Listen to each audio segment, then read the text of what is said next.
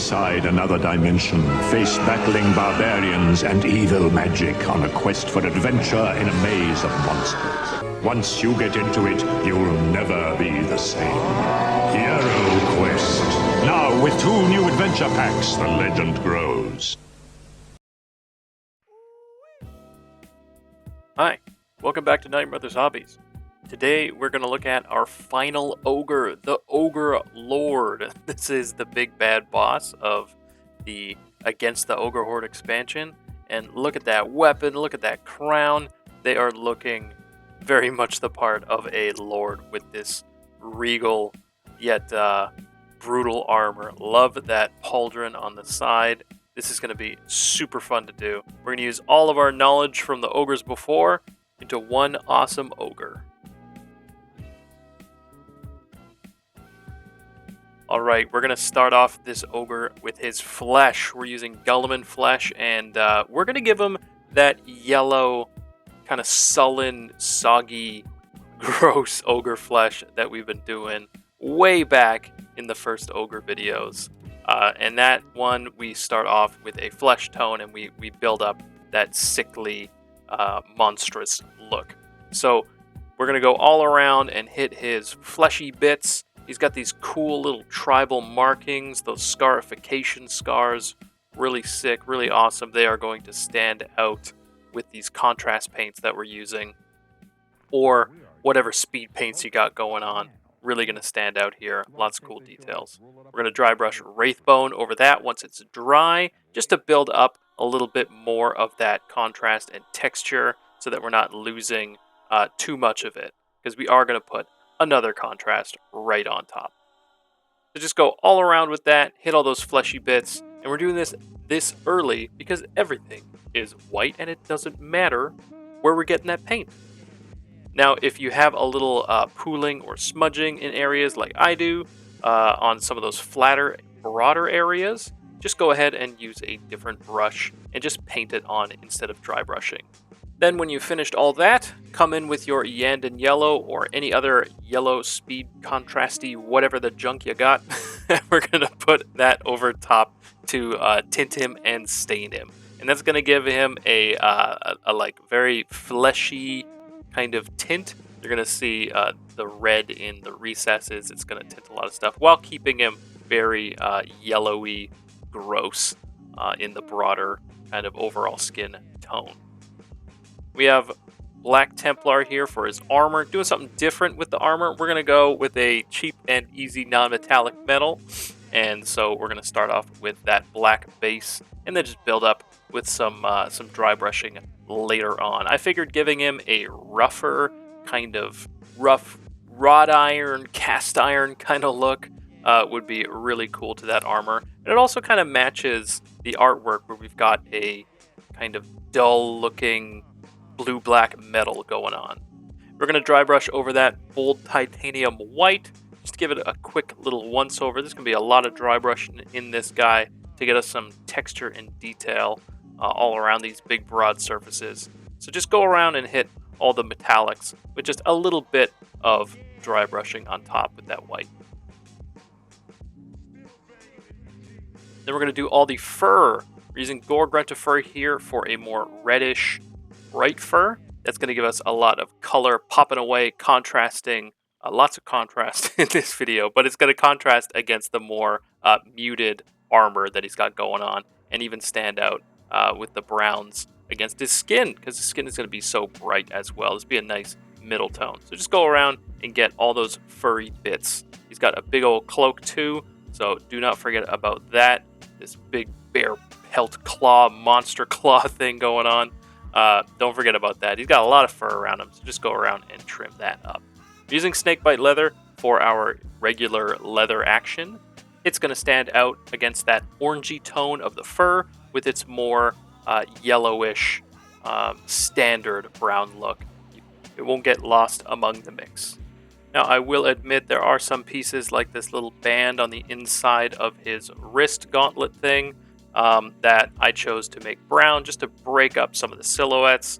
You could do that as steel if you are so inclined, but I thought it was nice little detail to put in there. And then don't forget, he's got a big old belt that is thick and loops around and stands out at the top of those skulls. Speaking of skulls, we're going to hit those skulls with Skeleton Horde, our usual go-to for dusty dry bones. We're going to go around and get them all. He's got a whole bunch on his belt, but not too much else going on. So we're going to put that paint away soon after. Then we're going to use Wildwood for a darker brown look on his little loincloth. It's like padded armor in that loincloth area. So he's got the front and the back, this little padded cloth for his armor. Guilliman Flesh, we're coming back with this one now that we've got the skin all taken care of, and we're doing all the gold bits. There's not a lot of metal going on this guy, or that I chose to have going on this guy, but there is some gold trinkets and trophies all around. So those skulls have crowns, he's got some jewelry, some rings and such, as well as that iconic goblet at his hip. And then once more, we're coming back with Black Templar, and that's going to be used for these little claws. Apothecary White for this string of pearls, and that should be all of your base coating.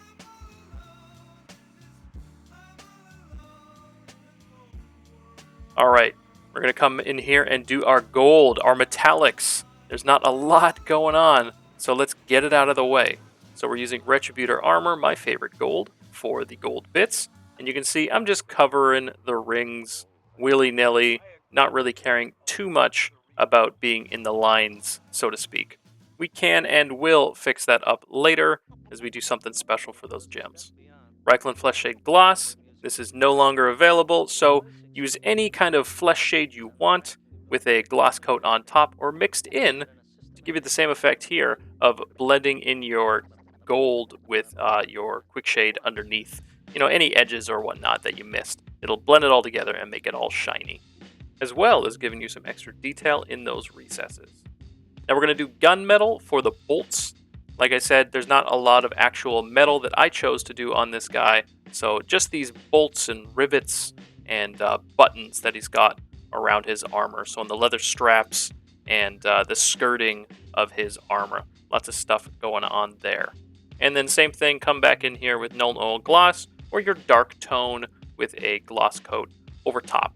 Same thing, it's going to seal in the cracks, so to speak. It's going to make it all uniform and blend so that you can be quick and dirty and cheap, and it'll all be shiny. Then we're doing a Wraithbone here to pick out the teeth, make those really stand out against his yellowy flesh. I think I do about 2 coats on here to make them really stand out, even going in with a thinner brush. And then don't forget, you've got those skulls to do. Get those cheekbones, the nose bones, some of the teeth popping in there. Make those skulls stand out. And for those of you who remember the original Ogre videos, we're going to use this to highlight up the skin tone. So go around on the cheeks, and the nose, all these little tribal scars, the flat areas of the muscles and hands, etc. We're going to use this for our mid-tone, bring that detail up.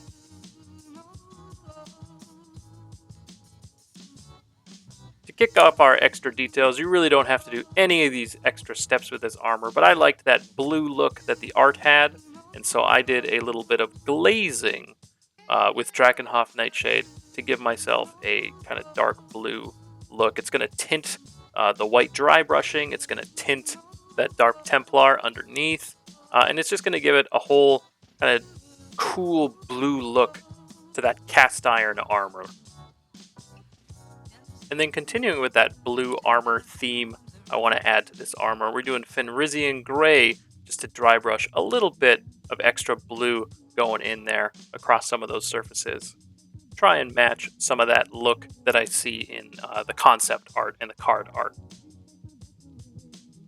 We have our Bold Titanium White making another appearance. This is going to be making a lot of appearances as we go into the extra touches. But we're using that to add some shine to that beard on the central skull he's got on his belt, as well as some shine, some extra highlight detail to those pearls he has, and his teeth, make his teeth stand out really well. I'm also using this on all the gems that I see around him. We're going to use this to prepare to do some colored gems later on. So all the gems he's got on his rings and his hat and or I guess crown, and his armor and whatnot, we're going to do with that white. And of course, quick little mention to that chrome you see. We're using that on all of our metallic gold, making that shine, and also those little rivets and buckles.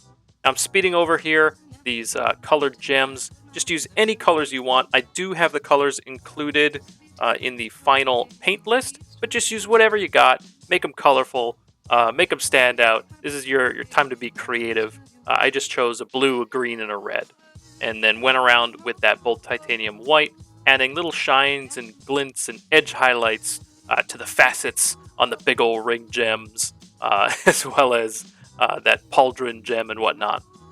Going all around, even those crown gems, I added some details. And then dry brushed a little bit more of that white. I wanted some more texture to go on to that fur, and some spot dry brushing on the black armor just to give a little extra pop.